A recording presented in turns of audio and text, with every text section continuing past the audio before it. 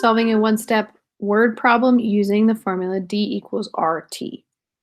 Okay, so the question that we're being given in this example is Omar is riding his bicycle. He takes 4 hours to ride 25.6 kilometers. What is his speed? So in all of these equations for this one, we're going to use D equals RT. So that's going to be consistent. We're always going to use this one for this topic because that's the formula that they're asking for in the title. So D stands for distance, R stands for rate, and T stands for time. So then we just fill in what they're giving us. So if they tell us it takes him 4 hours, well, that's the time. So we put 4 instead of T. And if they say that he rode 25.6 kilometers, that is his distance. So instead of D, we'd put in 25.6. And then we'd have to solve this equation for R. So you can see that they're working it out down here. They have 25.6 equals 4R. And then they divide by 4 on both sides. So they're not quite showing you that step, and there's not enough room for me to fit it in here. But that's what they're doing. They're dividing by 4 on both sides, and they get 6.4 kilometers per hour. So that is exactly what we're going to do on the next page here. Okay, so my formula still stayed here. It's not too much in the way, so I'll go ahead and leave it. So a tortoise is walking in the desert. It walks for 3.84 meters at a speed of 3 meters per minute. For how many minutes does it walk? Okay, so we know it walks for 3.84 meters. So 3.84 is our distance. That's how far it's walked. And it's walking at a speed of 3 meters per second. I'm just putting meters per second. That's just the way you write that unit. I didn't put meters on this one, but this is our rate. This is how quickly the tortoise is walking. And they want to know how much time or how many minutes does it walk to go this far. So now we just start plugging it in. So we have D, R, T. So I have 3.84 for D equals R is 3. We don't have to put the meters in the meters per second. We leave that off. And then that's times T. So to solve for this, we want to get T by itself. So we divide both sides by 3. Because to undo multiplication, which is exactly what this is, 3T is 3 times T, I have to divide. Because any number divided by itself becomes 1, and T just drops down. So I have T all by itself now. But I do need to divide. So in this case, they're not giving you a calculator. You are welcome to grab a calculator. That's perfectly fine. Or you can write it out like this, and we just do some long division. So 3 goes into itself once, and then we drop down our 8 and our 4. We do need to make sure we bring our decimal straight up. And then 3 goes into 8 twice, and we have 24 left over. So 3 goes into 24 8 times. And we have nothing left over now. So we know it's 1.28 minutes. So we have 1.28, and we check. And we're good to go. All right. I'm going to go ahead and clear this out, and we're going to go next because there was just too much on that page. All right. So remember, we're looking for this equation here.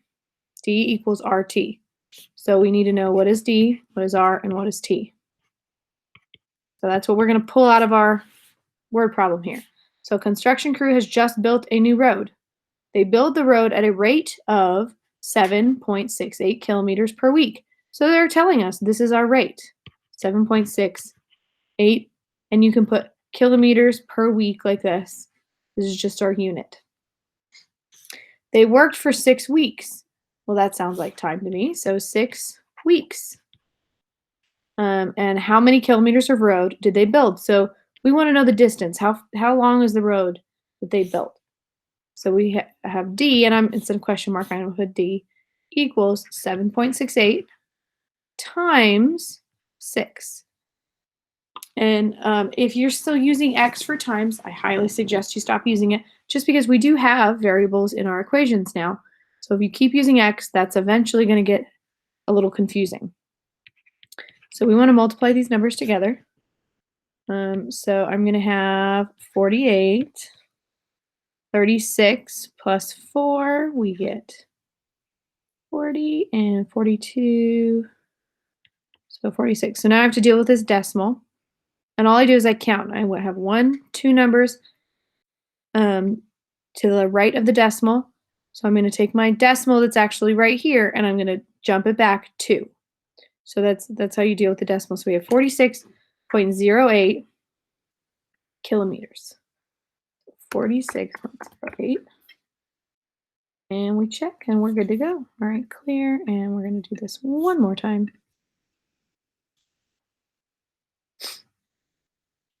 Did I not actually? I thought I clicked next.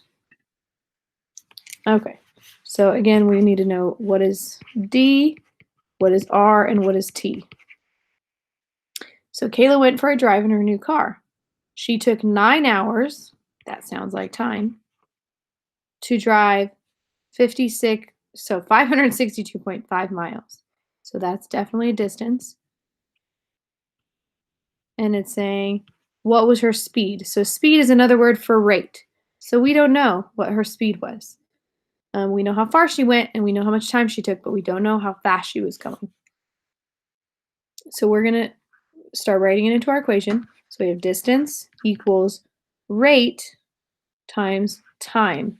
And in this case, we know distance and we know time. So to undo the multiplication that's happening here, we divide, because any number divided by itself cancels into 1, and we can just bring that R straight down. So now we just need to divide. So we get, let's see.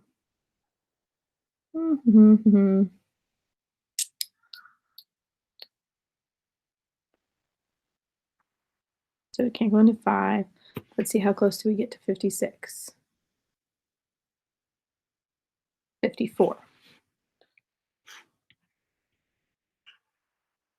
So we have 2 brings down and 5. All right, so 22, how close can we get to 22? 18, and that's 2 times. And we need to make sure we bring that decimal up also. 5, and then I'd end up having to borrow here. I get 12, so I have 4. So how close to 45 can we get? Well, we can get exactly to 45 5 times.